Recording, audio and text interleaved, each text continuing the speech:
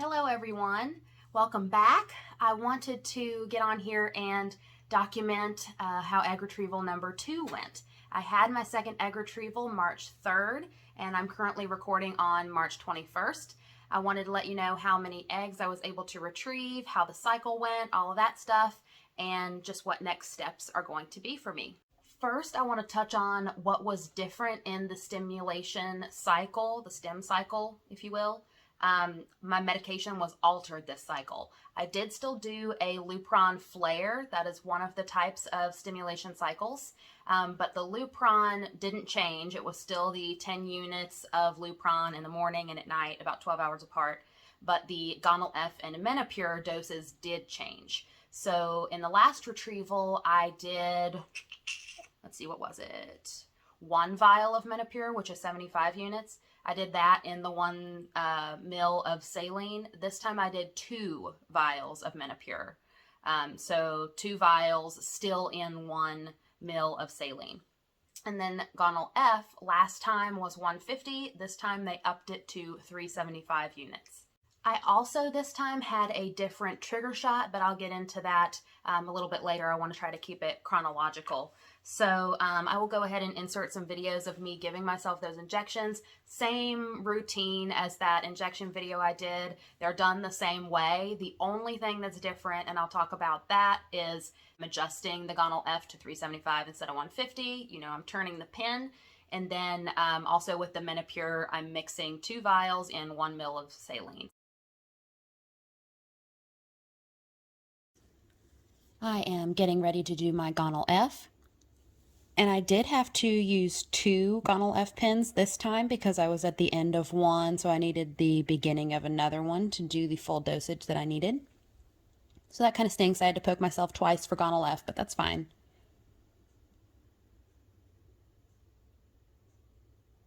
Switching out for the second dose.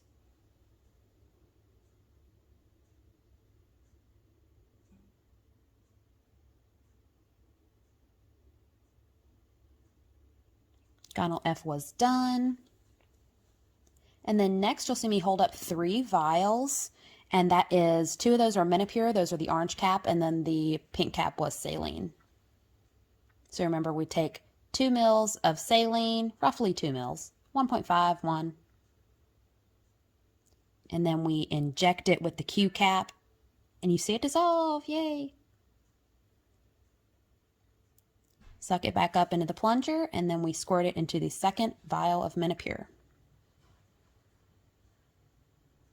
Now it's ready to connect the needle and inject it. I think people get intimidated when they have to do more than 1 Menopur vial, but it is just as simple as I just showed.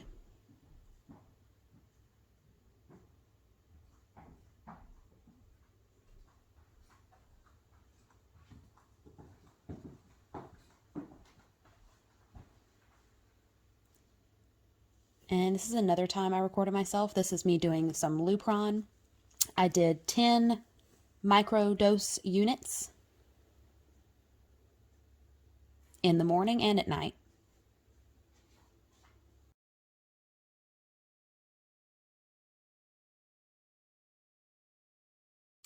Overall this time with this retrieval cycle, I did have more difficulty with headaches and nausea in general. I did have a day where I was extremely nauseous and had a bad headache that I just couldn't get rid of, and I am somebody who pops a Goodies on a regular basis because Goodies headache powder helped me so much, but even Goodies didn't help. So I did have an ultrasound that morning, and I was telling my doctor how I was feeling, and she was a bit concerned that I was at risk for hyperstimulation syndrome.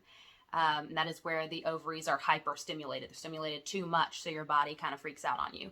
Yes, I was confused because I have such a low AMH and a low egg count anyway, and I was under the impression before that only people who had a super high AMH and lots of eggs were at risk for hyperstimulation syndrome. I believe it was day 3 or 4 of the stimulation cycle. Based on that, she went ahead and decreased my Gonal F that night just a little bit, just to give my body a little bit of a break. but the Menopur stayed, the 2 vials.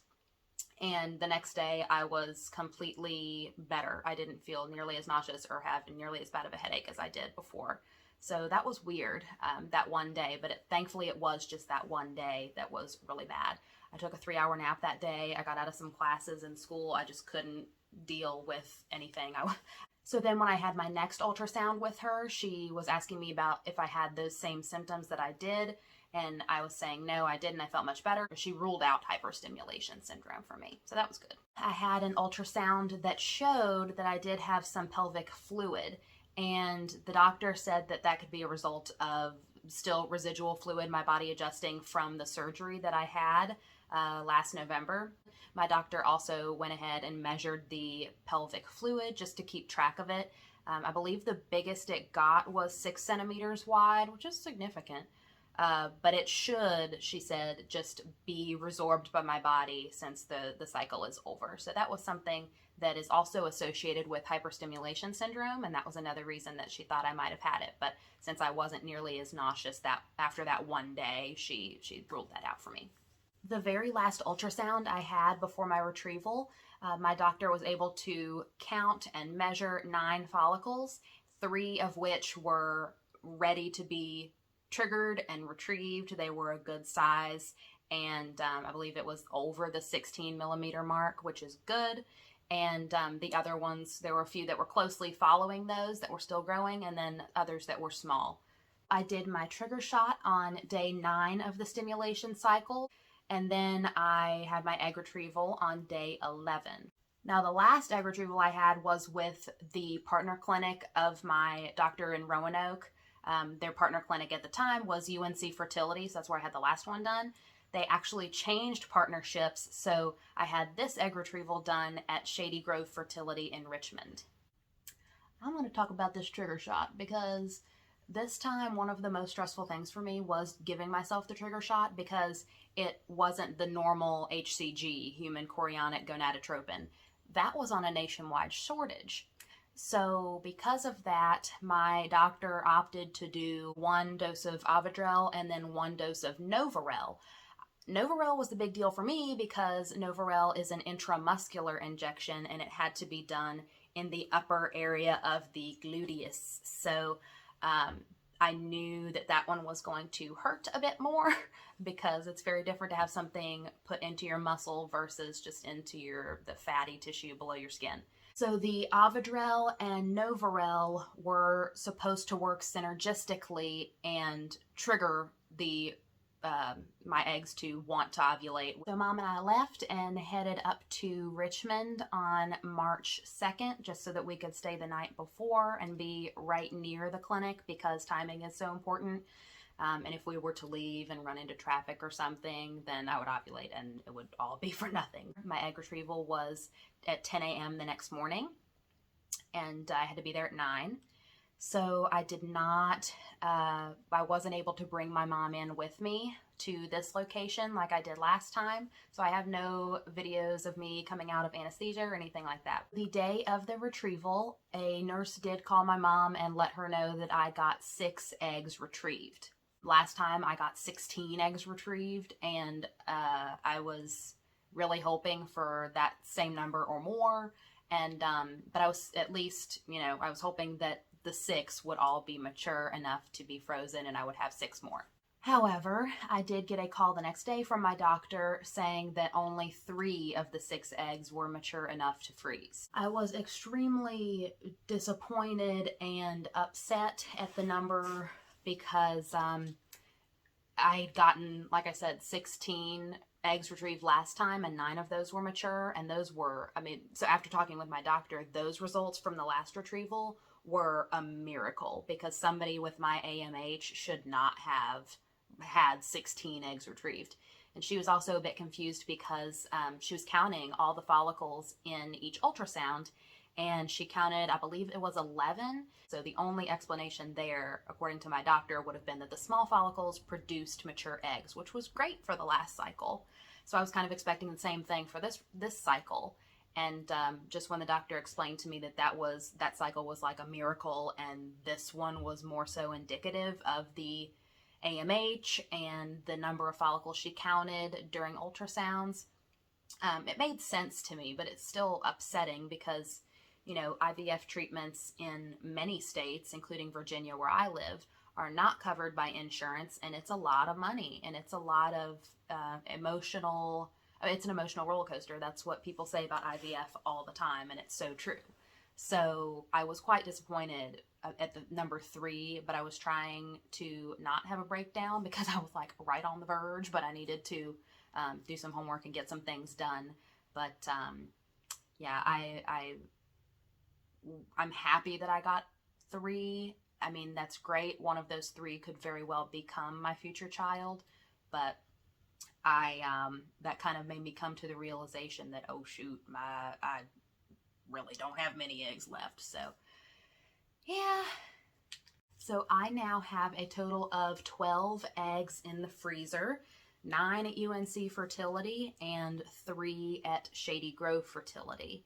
And 12 is a good number, but my doctor has told me that okay, so I'll back up. When I was on the phone call with my doctor and she was telling me that I got 3 eggs this cycle, we basically had a come to Jesus meeting, and I was like, okay, how many eggs do I need to be able to have a healthy child? And I know that she can't predict the exact number because she can't like predict the future, but just an estimate. And she was saying she'd like to see me get 20 eggs in the freezer to get 1 healthy child. Because remember, there's like a funnel with IVF in each cycle. Not all of the eggs that you retrieve are going to be mature enough to freeze, so you've lost some. Not all those are going to fertilize properly, so you've lost some. Not all the fertilized ones are going to grow to the day 5 blastocyst to be able to be genetically tested, so you lose some there. Each step you lose so many eggs, especially for me with a genetic disorder at play.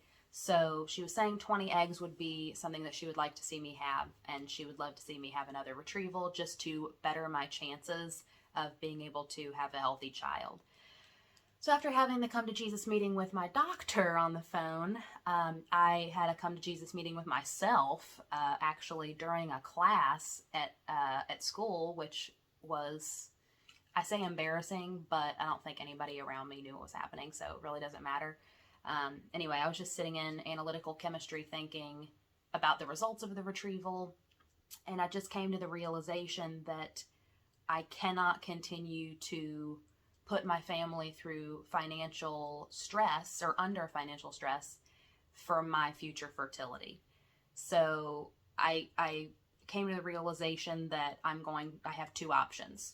One, if I want to do another retrieval, I'll have to apply for grants, or 2, hope and pray that one of those 12 eggs that I have will give me my future child. So with that being said, that was quite a big revelation for me to come to, just because I'm so set on having a child. There aren't many grants for single women who are trying to preserve their fertility. There are many grants that apply to married couples only who are doing IVF now. So I've been having trouble finding grants that are fitting for me and my situation, but so if anybody knows of any grants out there, that would be absolutely wonderful if you would put them in the comments. I really, really would like to do one final retrieval before my AMH hits 0. And we're getting pretty close. I'm not sure if I'll even be able to do another retrieval. It just all depends on these grants and if they come through. So again, if you know of any grants out there, please mention them to me, because that is very important to me right now. This is something that is constantly on my mind. Lastly, I will say that I am trying to get myself more comfortable with the idea of using an egg donor if I need to. And I'm really into researching the epigenetics associated with that. So if you're not familiar with the term epigenetics, look it up. It's really, really interesting. And basically, it's, even though it's not your DNA in the egg that's used, you are the one giving the child its immune system. You are the one that supplies the environment and the blood flow, and your amniotic fluid departs many genes on the child into the child as well. So I think that that's really interesting, and that will kind of level out in my mind, and I'll get super interested in it if it does come to having to use donor eggs. we will see. I'll, of course, update you on what happens. And I think that's all. So I hope you have enjoyed so far this roller coaster of a channel. Hope it helps somebody, and I will see you all next time.